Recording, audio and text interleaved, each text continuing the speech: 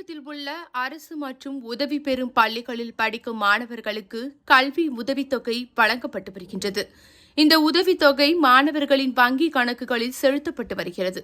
ஏற்கனவே வங்கிக் கணக்குடன் ஆதார் இணைக்கப்பட வேண்டிய கட்டாயமாக்கப்பட்டுள்ளன.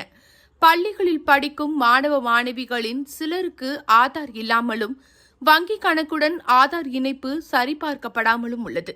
அதேபோல் சில மாணவ மாணவிகளின் ஆதாருக்கும் பெற்றோர்களின் ஆதாருக்கும் மாற்றங்கள் உள்ளது.